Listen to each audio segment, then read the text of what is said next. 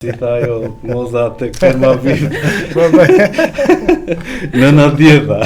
Pa im gjanë mua, kështu që. Tani kemi më shumë vite bashkë se sa pa njëri tjetrin. Si është të punosh në Vlorë krahasuar me Tiranën? Unë paktën e pas të shpajtur në Ballë që do bëhesha farmacist. Do me thëmë në banak nuk mjafton thjesht të jesh farmacist, duhet të jesh shumë profesione njëkohësisht. E dashuron si ditën e parë, Ariola? Fitimi ka qenë 25% dhe vazhdojmë me këtë normë. Nuk e di, po ndryshoj në një ditë, apo jo. E bëni dhe këtë si çdo farmacist që sa herë deli jashtë shtetit futet në farmaci është. Po pati. Gjëja e parë. Është gjëja e parë, po është shumë e rëndësishme sepse dhe updatohesh me ide të reja. Në fund të ditës duhet të jesh gjithmonë i buzëqeshur, i sjellshëm, i kujdesshëm ndaj pacientit. Dhe të gjithë si ekip, si skuadër e shijojmë shumë atë momentin që bëjmë video dhe është shlodhja jone e ditës.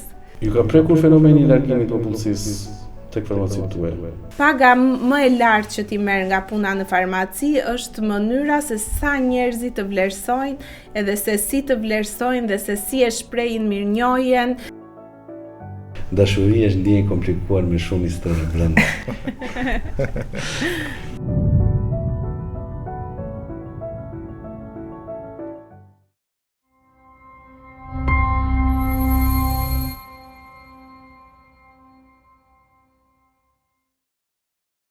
Health and Sport Partners prezanton podcastin pa recetë, i mundësuar nga Farmaci Sidi, Vichy, La Roche-Posay, Dr. Brown, Kerrywell dhe Vitanet.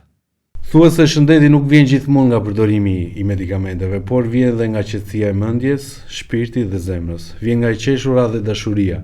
Dhe të tillë janë dhe të ftuarit e ditës së sotme, një çift nga Vlora, Giulio dhe Ariola, të cilët me të qeshurën dhe dashurinë e tyre na kanë dhënë kaq mirësi dhe kaq të mira në rrjetet tona sociale, por dhe në shërbimin si profesionist të kujdesit shëndetësor si farmacist.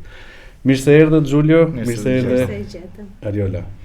Tani unë e kam pak të vështirë që t'ju drejtohem njërit apo tjetrit, se ju si vlonjat gjithmonë doni vendin e parë. Tani ja plotësojmë njëri tjetrit. S'ka problem. Gjithsesi, për respekt për femrat gjithmonë, do ta nisim me Ariolën. Ariola, si ka nisur rrugtimi juaj në farmaceutik, por dhe të dy si çift, sepse shpeshherë na thonë që është e vështirë të punosh me burrin në një vend. Atëherë ne kemi nisur si çift një rrugtimin, pastaj kemi nisur si farmacista, pasi jemi njohur që në bankat e gjimnazit. Kemi 17 vite, i festuam para disa ditësh bashk, edhe dhe me shaka themi tani kemi më shumë vite bashk se sa pa njëri tjetrin, kemi jetuar më shumë bashk se sa pa njëri tjetrin. Kështu që kjo pjesa e të punuarit bashk sigurisht që është sfiduese, ka sfidat e veta çdo ditë në punë, po për ne nuk ka qenë dhe aq e vështirë duke qenë se e njohim kaq mirë njëri tjetrin sa kuptohemi dhe me sy. Pastaj do thuash ti, a shkojnë problemet e punës në shtëpi dhe problemet e shtëpisë në punë, po shkojnë, nuk i shmangin dot këto. Zihesh me burrin dhe s'do ta shikosh, unë s'kam që të bëj se jam dhe në shtëpi dhe në punë, po që duket qartë se kur që nga ministri brendshëm në shtëpi. Ishte vendimi menduar mirë apo ishte rrjedh e jetës tuaj që të punonit së bashku? Ishte, le të themi, prindrit e Giulios ishin në fushën e farmaceutikës dhe duke qenë se u njohin që në gjimnaz më ngulit dhe mua kjo pjesa pastaj që ju do jeni farmacist. Fillimisht e kam filluar kështu, pastaj realisht e kam dashuruar farmaceutikën dhe nuk mendoj se do bëja diçka tjetër më mirë se sa bëj farmaceutikën sot. Kështu që filloi si një, le të themi, detyrim i vogël, por pastaj aty u hyri në lojë edhe pasioni që nga shkolla dhe deli pastaj kur dolëm në profesion që përballesh dhe është shumë ndryshe, farmaceutika është shumë ndryshe në shkollë, është shumë ndryshe në punë, po që realisht e bëjmë me shpirt, me zemër dhe jemi aty gjithë ditën pranë pacientëve dhe është një punë që na pëlqen shumë. Nuk e vend diskutim se nëse ju edhim një vështrim rrjeteve tuaja sociale, do shikojmë që të gjithë pacientët ose të gjithë ndjekësit tuaj kanë nga një notë pozitive në komentet tuaja.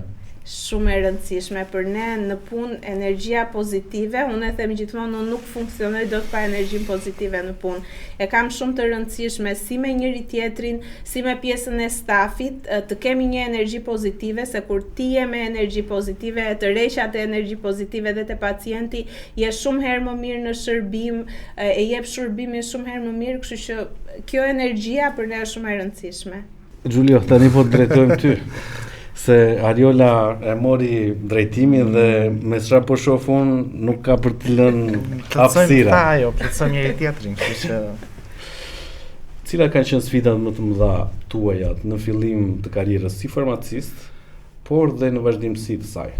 Shiko, duke u nisur nga prindrit gjithmonë që kem pas farmacist, unë paktën e kam pas të shkruar në ballë që do bëhesha farmacist.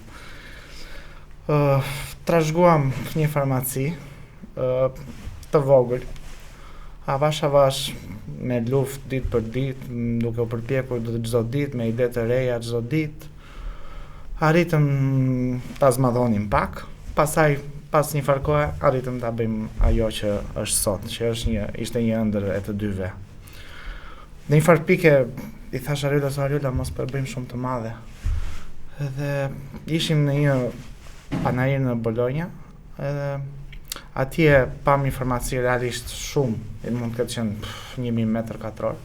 Atje i thash po, do ta bëjmë se s'bën të madhe dhe ja dolëm në fund. Aktualisht, në këto state që keni arritur, kushdo që ju njeh dhe kushdo që ka vizituar Vlorën, ju jeni në zemër të Vlorës, le të themi, në lungëmarrë. Dhe le të themi keni investuar për të bërë një farmaci të bukur dhe moderne. Por, sa orë realisht punonin punë? Në bën një pyetje. Do të thënë, minimalisht është 8 orë, por në kapëve 12 dhe 16 orë në pikun e sezonit që do apo s'do duhet jesh në punë. Në këto orare është vërtet në verë, do të thënë është shumë e lodhshme, po do t'ja dalim çfarë do bëjmë. Kjo është rruga jonë si farmacist, që kemi zgjedhur. Ariola, sa e vështirë është sot të mbash një farmaci, sepse Giulio duket që ka pas mbështetjen e prindërve, po ty nga pikpamja jote si profesioniste dhe si një farmaciste e re e futur në këtë fushë. Shiko, është realisht shumë e vështirë. Në ditët e sotme është shumë e vështirë. Kur e shikon nga jashtë farmacin, thua, çdo kush mund ta bëj këtë, është një gjë shumë e thjeshtë. Kur ti futesh, realisht je aty brenda, je në shërbim të klientit, është një gjë shumë e vështirë, sepse ti je një hallk shumë e rëndësishme e sistemit shëndetësor. Je aty dhe për të kapur gabimet në banak, je aty për të korrigjuar, je aty për të bërë dhe psikolog për pacientin, je aty për të thënë edhe një fjalë të mirë, sepse pacienti e pret nga ty dhe ka realisht raste që ata të shikojnë në sy dhe presin që ti thuash diçka që të ndihen më mirë. Konkurenca është shumë e madhe. Do me thënë, në banak nuk mjafton thjesht të jesh farmacist, duhet të jesh shumë profesione njëkohësisht. Si është të punosh në Vlorë krahasuar me Tiranën?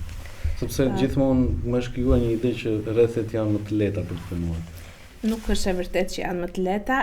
Unë konsideroj që në rrethe është kjo, që duke qenë se janë të vogla, pacientët të njohin shumë mirë. Ti e njeh shumë mirë pacientin dhe pacienti të njeh shumë mirë ty dhe krijohet një lloj familiariteti. Qyteti është i vogël, fjala shpërndahet shpejt, themi ne. Por ka vështirësitë e veta. E para njëherë duhet të jesh një farmaci që të jesh shumë mirë e furnizuar. Ka distributor që bëjnë rrugë vetëm një herë në javë, për shembull, ti duhet të jesh shumë mirë e furnizuar që t'i sigurosh pacientit atë çfarë atij i duhet. Dhe nuk e ke aksesin siç mund të jetë në Tiranë që brenda një ore farmacit këtu mund ta sigurojnë dhe duhet kemi shumë produkte. Kjo ka rrisjet e veta, pastaj me pjesën e skadencave, me pjesën e menaxhimit të gjithë produkteve të stokut. Cilat janë sfidat reale që askush nuk i sheh për një farmacist? Atëre, sfidat reale janë të pa numërta, duke nisur që nga mungesa e stafit, po flasim për rrethet tani, është shumë e vështirë të gjesh një farmacist të kualifikuar në për rrethe, Po ashtu medikamentet, mungesa e medikamenteve është diçka që përsëritet duke u lidhur dhe me stokun. Na njerë na duhet të krijojmë stok sepse e dim që ky medikament do bëhet mungesë në një farë mënyrë dhe përpiqemi t'i paraprim. Pastaj shërbimi është një sfidë reale që duhet të jesh gjithkohon i buzëqeshur të themi, por edhe ne kalojmë ato vështirësitë tona, sfidat tona dhe në fund të ditës duhet të jesh gjithmonë i buzëqeshur, i sjellshëm, i kujdesshëm ndaj pacientit dhe bëjmë maksimumin që t'i zbatojmë këto dhe t'i realizojmë. Dhe fal këtyre gjërave kemi arritur aty ku jemi, duke treguar kujdesin maksimal për çdo gjë. Vlora ushquhet edhe për turizmin në përgjithësi. Si është të punosh me pacient huaj dhe si është të punosh me pacient shqiptar? Ka një ndryshim të madh sepse pacientët e huaj, turistët kanë goxha informacion për medikamentet apo suplementet që duan në të kundërt të pacientëve të vendit. Po ashtu në raste siç thash të mungesave, pacientët e huaj është më e thjesht ti thua shiko, nuk është kjo alternativë, po kemi këto alternativat e tjera dhe nuk është se e kanë ndaj shumë problem, të themi. Kurse me pacientët tanë punojmë shumë që t'i bindim mirë që është jetë alternativë, pastaj të tjerat.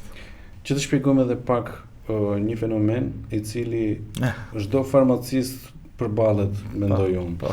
Në momente të caktuara ne mund të kemi mungesë të banave jo për shkakun ton, por për shkak të tregut i cili është i tillë dhe mund të ndodhi që këtë alternativë me emër tregtar mund ta gjejmë në emër tregtar tjetër. Dhe principi kimik parimisht është i njëjti. Si mund t'ia shpjegojmë pacientëve këtë që ta kuptojnë? Kësaj pyetje do të përgjigjem siç i përgjigjen pacientët italianë që kemi të shumë në Vlorë. Dhe thonë nuk ka asnjë problem. Por përveç kësaj, prandaj dhe ne përpiqemi gjithkohës që të mbajmë stok të medikamenteve, megjithëse rrezikojmë që mos të kemi probleme të tilla, megjithëse nuk është në dorën tonë. Në një pyetje që i bëra farmacistit tjetër që më kisha ftuar para disa javësh, Gjergjit, edhe pyeta për fitimin sepse shumica nga rrjeti, le të themi, pacientëve ose pacient në përgjithësi mendojnë që farmacia fiton shumë. Si është e vërteta mbi marzhin e fitimit? Kam disa ditë që diskutoj me Ariolën sepse duke qenë se po jetojmë në një kohë që inflacioni po shkon në maj. Çdo gjë po rritet, që nga çmimet e qerave, pagat e punojësve, tatimet. Dhe i thash duke bërë muhabet, vetëm fitimi i farmacistit nuk ndryshoi. Kemi kaq kohë, domethënë që mbaj mend që babain tim që fitimi ka qenë 25% dhe vazhdojmë me këtë normë. Nuk e di, po ndryshoi në një ditë apo jo. Dosta shumë kolegë tanë mund tonë shiko se janë ofertat. Të gjithë e din si vete punë e ofertave, kështu që pra unë kam parë dhe fenomenin që të gjithë pothuajse praktikojnë tashmë që çfarë lloj oferte që merret për cilën drejtë. Ne jemi në ato parët dhe le të them marzhi i farmacisë, fitimit farmacisë vetë pothuajse i paprekur. Ideja është që në farmaci është gjithmonë përgjegjësia është shumë herë më e lartë se sa fitimi. Përgjegjësia që duhet kesh. Kështu që unë kam një pyetje tjetër tani në të gjithë këtë, sepse edhe me të drejtë shumica e pacientëve, po dhe shoqërisë shqiptare thonë, ore, po mirë, s'kam punë ose s'kam fitim këta farmacistët, po farmacinë në çdo cop vendi janë hapur. Po sepse kur shikohet nga jashtë, ishte ajo që përmenda që parë duket e thjeshtë, ndoshta edhe për dikë që i futet për herë të parë farmacisë, del nga shkolla me shumë ideale, del me një mendje plotë dhe thua, po e hap një farmaci, po kur futesh në punë pastaj dhe i shikon vërtet se si janë, mendoj se shumë stepen, edhe tërhiqen. Është një fenomen i pashmangshëm, sepse çdo individ i ri apo çdo profesionist i ri do provoj. Edhe unë jam pro kësaj iniciative që të rinë të provojnë. Por më e përshtatshme dhe më e udhës më duket që çdo njeri nga këta profesionistë të krijojë përvojën e dur para se të futet në një biznes të tillë, sepse sfidat që ne hasim në përditshmëri janë shumë më të mëdha se ato që duken në kornizën e vogël para se ne të investojmë për të hapur informaci. E vërtet. Qofse mund të shtoj diçka. Po. Atëherë,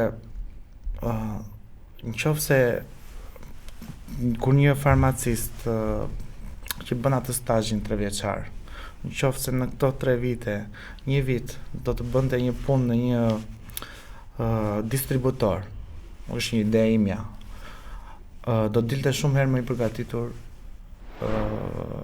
si për njohjen e medikamenteve, por dhe për njohjen e medikamenteve në tërësi.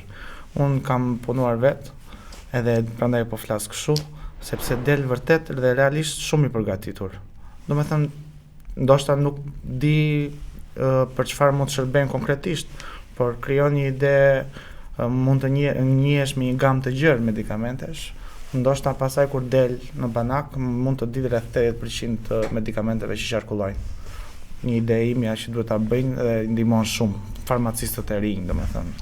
Por jo vetëm, edhe në punimin në vetvete si farmacist, në një farmaci të rrjetit të hapur, mund të sjelli një kompletim të vetvetes. Po.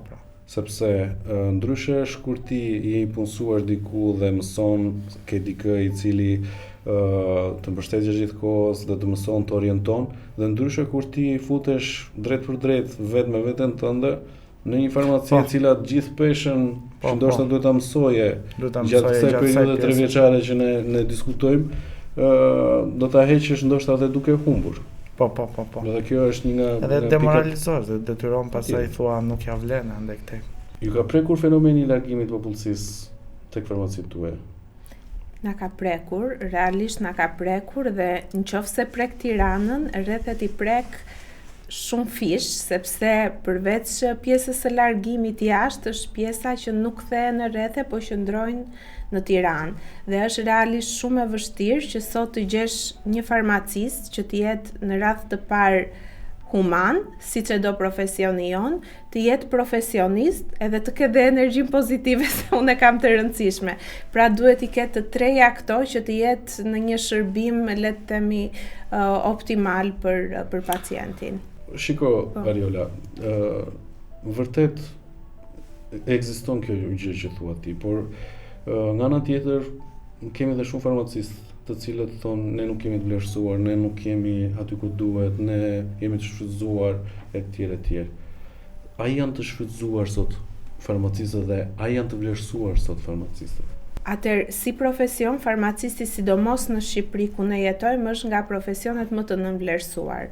Ne jemi një nga hallkat kryesore të sistemit shëndetësor dhe asnjëherë nuk e marrim vlerësimin për të tillë si jemi, dhe jemi dhe hallka fundore që jemi direkt drejt për drejt në komunikim me pacientin. Dhe ndonjëherë dëgjojmë edhe shumë fjalë që nuk na përkasin neve si profesion. Gjithsesi, ne mundohemi që të paktën në stafin tonë, në farmacin tonë, të kemi një energji të mirë, të punojmë si ekip gjithmonë dhe të ofrojmë disa kushte pune që janë optimale dhe për profesionin që na takon, dhe të vlerësohen aty ku është profesioni. Për sa i përket shërbimeve që ju bëni brenda farmacisë tuaj, kam parë që ofroni skin test dhe multivitaminash.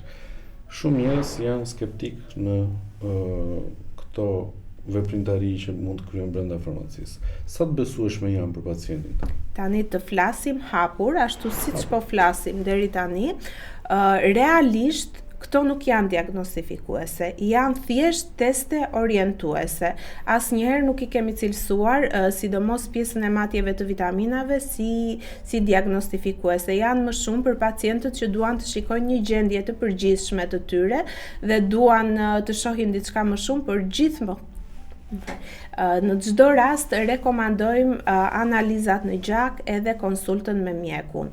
Për sa i përket pjesës së skin testit, sërish është për të parë një situatë të përgjithshme dhe që të rekomandojmë ato produktet që le të themi pacientit mund t'i shërbejnë më shumë. Dhe kjo gjithmonë në rastet kur ne shikojmë që ka nevojë për një dermatolog, ka nevojë për këshillim me një mjek, gjithmonë sugjerojmë këtë, edhe pse kjo nuk është gjithmonë në benefitin ton, le të themi, po gjithmonë duhet të qëndrojmë te ana profesionale. Sa e vështirë është sot të qëndrojmë profesionist dhe jo tregtar, se dashje pa dashje ne futemi, farmacia futet në biznes. Si fush. Shiko, patjetër që është biznes, edhe për ne është biznes familjar, patjetër që nga ajo punë jetojmë, le të themi, por të paktën ajo që ka rezultuar për ne në këto vite, se vajtëm 10 vite që jemi tashmë farmacist, është që nëse ti je profesionist, pacienti gjithmonë do të kthehet dhe do të vijë edhe përfitimi financiar nga ana tjetër. Ishte kjo që në qytetet e vogla, si thash, kalon fjala dhe pacienti do sjelli të afërmit e tij, do drejtoj dikë tjetër që aty shërbimi është cilësor, aty mora këshillat e duhura dhe duke qëndruar profesionist do vi gjithmonë edhe pjesa tjetër monetare. Giulia, kush ka qenë pacienti më i vështirë në farmacinë tënde? Më i vështirë? Në që kuptim më i vështirë? Shiko, në përditshmëri ne në shërbim përballemi me situata të ndryshme. Shiko, situata krijohen pa fund tek farmacia. Nëse mund të përmend për të qeshur tani se ka pasur raste që kanë kërkuar volta ose një rast ta qelloj që kërkonte pica, nuk e pa fare që ishte farmaci dhe kurse më i vështirë nuk ka pacient të vështirë, nuk kam një përgjigje për këtë pyetje. Gjithë pacientët po ti dëgjosh, po ti kuptosh, bëhen shumë të thjeshtë. Fillimisht besoj se edhe ju luani rolin e psikologut në shumë raste. Patjetër, siç e tha dhe Ariola, patjetër. Përpiqemi t'u japim shko. Çfarë nuk na shikojnë sytë e çfarë nuk na dëgjojnë veshët në farmaci. Kështu që përpiqemi të jemi sa më të kuptueshëm, përpiqemi të jemi sa më të drejtë dhe na njëherë jemi të detyruar ne që t'u themi që të jemi të drejt për drejt, t'u themi si është situata, se vin të paqartë shpeshherë nga doktori. Na ka ndodhur shpesh kjo gjë. E shiko, prandaj ne jemi allë fundit dhe jemi për të zgjidhur të gjithë angarin do ta quaj unë të pacientit i cili mund të shkojë në farmaci të ndryshme dhe për të marrë një shërbim adekuat. Farmacisti është aty për t'ju përgjigjur ndoshta edhe keq kuptime të veta, sepse jo vetëm një mjek mund të gabojë, mund të keq interpretohet edhe nga pacienti që nuk nda ndodhi shpeshherë në punën tonë të përditshme. Ariola, ti sapo je shtuar me një beb të ri. Edhe unë jam shtuar, se i vetëm Ariolës. Shiko, si tha ajo moza tek firma VIP. Nëna djeta. Babai. Pa im ngjan mua, kështu që ka një gjë me 2 fëmijët tanë, i them Xhulios nuk do kesh kur nevojë për test ADN-i e ti se këta janë të 2 fotokopja jote. Ti si nën dhe si farmaciste, çfarë i ofron dhe çfarë i shërben vetes tënde dhe çfarë i rekomandon ti në përditshmërinë tënde? Shiko, rekomandimet e mia që nga fillimi, të paktën që kur kam mbaruar shkollën, më ka ngelur vëth në vesh, le të themi, fjala e një pedagoge që na ka thënë gjithmonë sugjeroni te pacientët tuaj ashtu siç do sugjeronit në familjen tuaj, siç do sugjeronit nënën tuaj, vllajin tuaj, fëmijën tuaj. Ato produkte që do i sugjeroni për ata, sugjerojini edhe për pacientët dhe gjithmonë kjo ka qenë. Të paktën tani që jam bërë nën për herë të dytë, unë e kam marr pak më shtruar se herën e parë vrulli punës dhe nuk e kam shijuar aq shumë dhe mora pak kohë për veten time, qoftë për t'u qetësuar, qoftë edhe për të fjetur gjumë, për të shijuar bebin, kështu që merrni kohën tuaj, merreni me qetësi pjesën e fillimit, është një është një ndjenjë e re, është një emocion i ri, është një ndryshim i jetës 360 gradë, kështu që merrni pak kohë, këtë e kam për gjithë nënat e reja. Në farmaci, nënat janë të orientuara për të marrë sa më shumë produkte, qoftë për fëmijën e vet, por dhe për veten e vet. Ti, si profesioniste, cilën pjesë do shtoje dhe do hiqe? Shiko, ka shumë produkte që realisht janë marketing. Ka shumë produkte që bëhen vetëm për marketing, edhe mua më duken realisht jo domosdoshme. Duke nisur që nga valizja e maternitetit që bëhet për nënën dhe për bebin, thuajse nga 100% e produkteve që rekomandohen, duhen rreth 40% që realisht të duhen ditët e para, dhe gjithmonë i këshilloj duhen vetëm 3 ose 4 gjëra për nënën dhe diku te 4 gjëra për bebi në ditët e para. Pastaj ato gjëra duke u rritur bebi, duke kaluar ditët dhe mund t'i marrin dhe t'i shtojnë sipas nevojave, por jo çdo gjë është e nevojshme. Pra, le të themi që fëmia ka nevojat e veta, por jo çdo gjë që rekomandohet është e domosdoshme për fëmijën. Ka shumë pjesë edhe marketingu në këtë rast, që është i pashmangshëm në ditët e sotme. Fëmijën e ushqen me gjia, apo me formulë? Po, ekskluzivisht me gjithëdhënie, edhe tek vajza e kam pasur ekskluzivisht. Do ta sugjeroja për të gjitha nënat që e kanë mundësinë, sepse jo të gjitha rastet është mundësia për gjithëdhënie, dhe në rastet që nuk është, realisht nuk kemi çfarë bëjmë, po në rastet që mundësia është, gjithëdhënia nuk është vetëm ushqim për bebin, është një lidhje emocionale, madje nga studimet e fundit që kanë dalë, është parë që edhe vetë qumshi i gjirit të nënës ndryshon formulë sipas nevojave të fëmijës.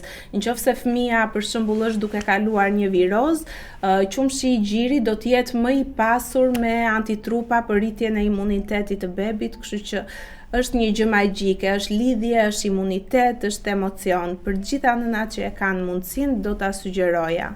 Nuk e zvendçon asgjë. E ndihmon Ariolën? E ndihmoja i shumë sa nuk e ke iden. Duhet ta them unë këtë.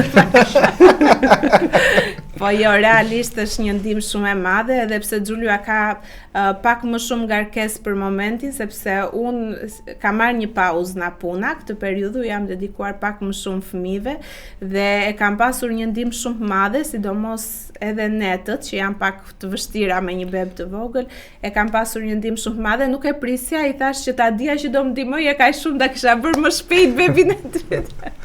Të tretin, zemër. Të tretin, okay. Pas ke rrugë. Pas kam rrugë parë. Nga rastet me pacientët, cilën do veçoj?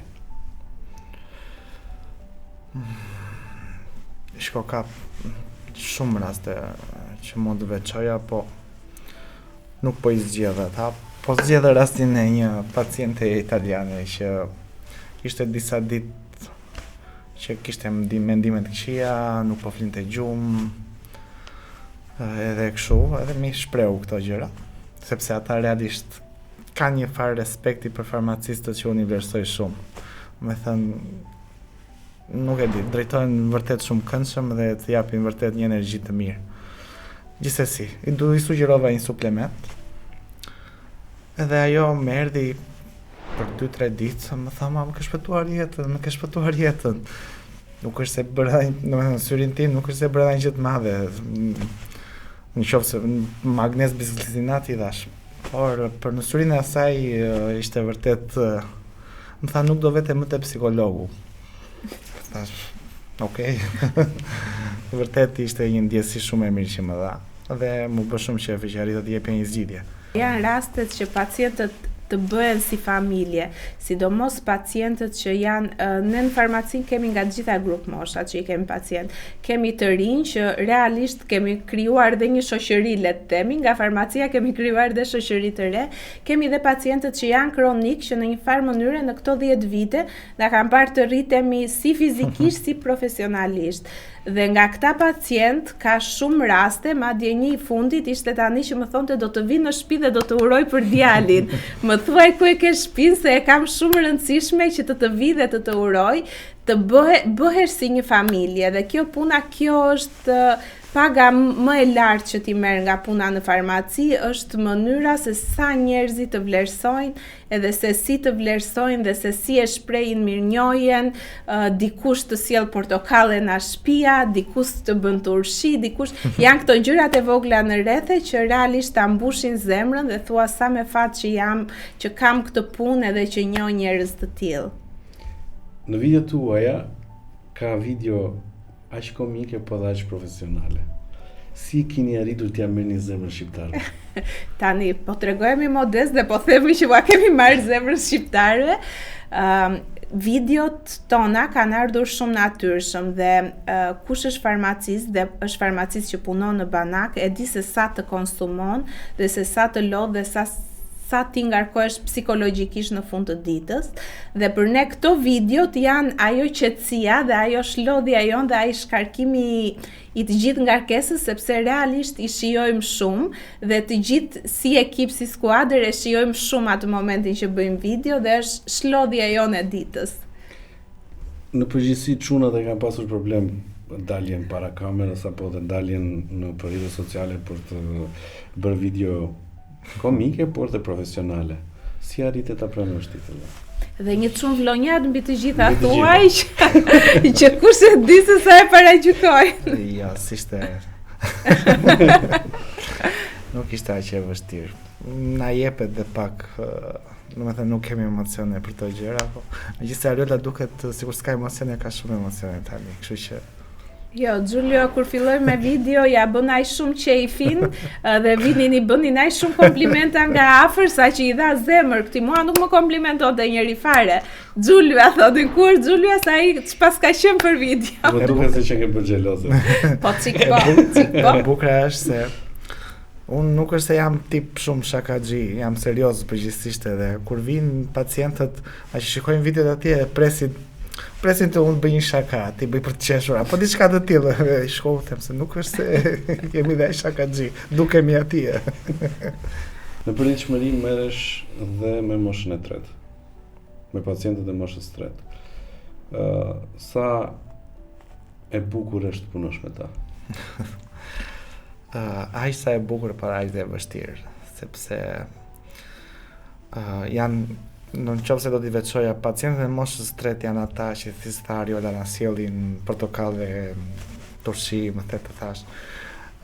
Por janë dhe ata që kanë nevojë për më shumë energji nga ne, që duhet t'i sqarojmë sa më mirë, që mos t'i ngatrojnë ato medikamente, sepse moshë tretë dhe mund t'i ngatrojnë.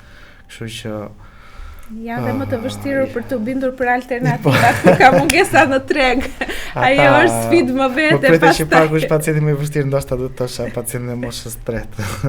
Sepse realisht aq duhet punosh shumë që ti bindesh, të japësh medikamentet e duhura. Dhe ata janë dhe më skeptikët në fund që të besojnë, të besojnë. Një shoku im shumë i mirë thot një fjalë të urtë, e cila thot këtu ku je kam qenë. Këtu ku jam do vish. Po. Kështu që me do vish dhe ti sa mua, do bësh dhe ti sa mua. Dhe mendoj që për te të gjithave ne duhet t'i japim maksimumin dhe për këtë grup moshë sepse e meriton dhe mbi të gjitha janë ata të cilët kanë nevojë për kujdesi maksimale. E vërteta është që ka nevojë dhe ti dëgjosh më shumë. Na ndodh shumë raste që duan të tregojnë, të flasin, janë pacientë që nuk i kanë fëmijët këtu, i kanë larg dhe kur vinë që marrin, shumica janë me recetat e rimbursimit, kur vinë që marrin ato recetat që ti bën gati preparate, duan dhe të flasin, të tregojnë foto të nipërve, të mbesave, të flasin për jetën e tyre, sepse të shikojnë realisht si një njeri ku ata mund të shprehen dhe mund të flasin. Ju ka ndodhur dhe ju se mua më ka ndodhur kjo gjë që do thënë tani. Shpeshherë vjen ndonjë pacient nga mosha e tretë dhe hyn në muhabete personale. Dhe thot, shiko beqarje? Po. Po, ne të dy dihemi që jemi të martuar. Na ka ndodhur në fillim kur nuk na njinin dhe mua më shikonin me unas dhe thonin, okay, që nga e martuar ti lere s'ka gjë. Po u ndodh gocave që janë beqare aty në staf u ndodh. Më ka ndodhur. 3 këshilla për pacientët e tu.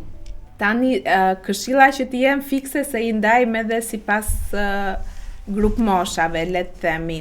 Unë në farmaci besoj shumë tek pjesa e suplementimit. Unë jam shumë pro suplementeve, i përdor shumë në familje, i përdor shumë të fëmijët e mi dhe i sugjeroj që gjithmonë me analizat e duhura janë shumë të nevojshme sot për një jetesë sa më të mirë. Për mua vlen shumë. Unë do përqendrohem çik dhe te gocat e mia te pjesa e kozmetikës, që duhet kujdesen për veten, duhet kenë një skincare, një rutinë bazë, ti përkushtohen vetes së tyre pak më shumë. Kështu që këto ishin. Giulia? Unë s'kam 3 këshilla, kam vetëm një. Zgjidhni gjithmonë profesionistët e dur. Për mua kjo është më e rëndësishme. Nëse unë do jem pacient tani, përballë teje do të them si është të zgjedhësh një profesionist dhe kush është kushti për të zgjedhur një profesionist? Shiko, nuk është shumë e vështirë. Mjafton për shembull të shkosh tek një farmacist apo çdo lloj profesioni tjetër dhe që nga hapat e parë, që në momentin që ai të drejtohet ty, e kupton shumë mirë është profesionist apo nuk është profesionist. Në çdo lloj profesioni, në rastin tonë po flasim për farmacistët. Kështu që kjo është për mua. Vendoset gjithmonë pacienti mbi produktin. Gjithmonë. Është alternativa më e zgjuar dhe më e mirë e mundshme. Definitivisht. Tani, unë vetë kam hobi sportin. Është jam marrë me sport dhe tani më shkëtyr si në si pjesë e përditshme e jetës. Ti si farmaciste? Atëherë, unë si farmaciste, hobi i parë njerë është koha me familjen. Kur je dhe punon kaq shumë orë në ditë, e vlerëson shumë më shumë kohën që ti kalon me familjen, sidomos pasi bëhesh prind, edhe duhet jesh aty për fëmijën gjithkohën. Hobi i dytë janë udhëtimet, për ne të dy, ne i duam shumë udhëtimet, qoftë udhëtimet ku thjesht pushojmë, qoftë edhe ato eksploruese, sa herë mundemi e marrim pak kohë për këtë pjesën e udhëtimeve. E bëni dhe këtë si çdo farmacist që sa herë del jashtë shtetit futet në farmaci është gjëja e parë.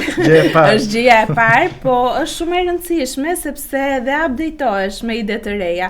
Tani shikojmë edhe çmimet, e bëjmë edhe këtë gjë, i krahasojmë.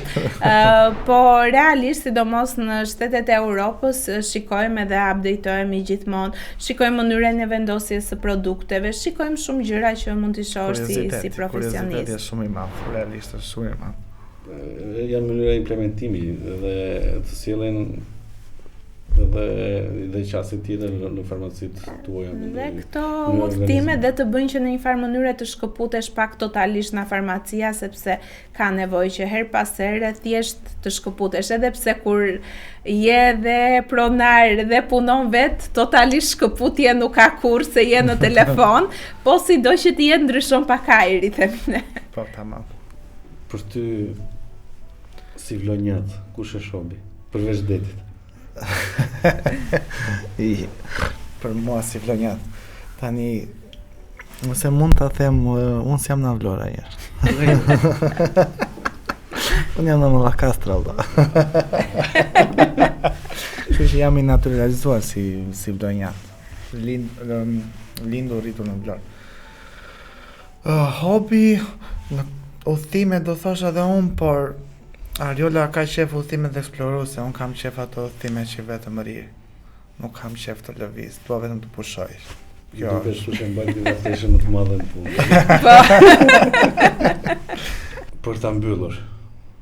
Ta mbyllim. E dashuron si ditën e parë Ariola? Jo si ditën e parë, por shumë herë më shumë, dashuria shtohet ditë për ditë. Nuk e dija që ishte kështu, po shtoka ditë për ditë. Tani me shprehjen e plot ose kuptimin e plot fjala që dashuria është ndjenjë komplikuar me shumë histori brenda. Faleminderit shumë që ishe pjesë e këtij podcasti ditën e sotme. Realisht e kam shijuar maksimalisht. Shpresoj që edhe ndjekësit dhe të gjithë pacientët tanë ta shijojnë këtë bisedë kaq të bukur. Faleminderit shumë që na Presojmë ftove. shumë dhe ne shumë faleminderit për ftesën. Ne të urojmë fat sepse kemi ndërmarrë vërtet një iniciativë në emër pak të gjithë firmave farmacistëve, ke marrë goxha iniciativë të madhe, kështu që mbar edhe ty. Faleminderit, e ndjej përgjegjësi sepse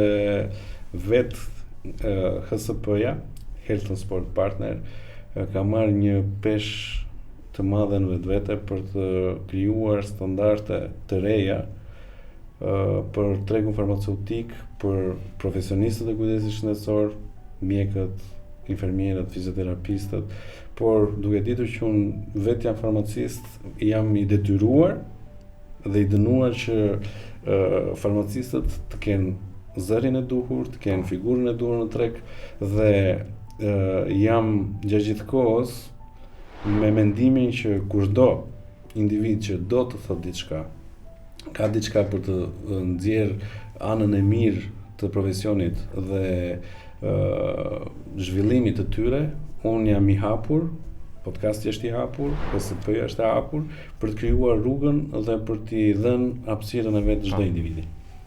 Shumë e rëndësishme. Faleminderit. Faleminderit.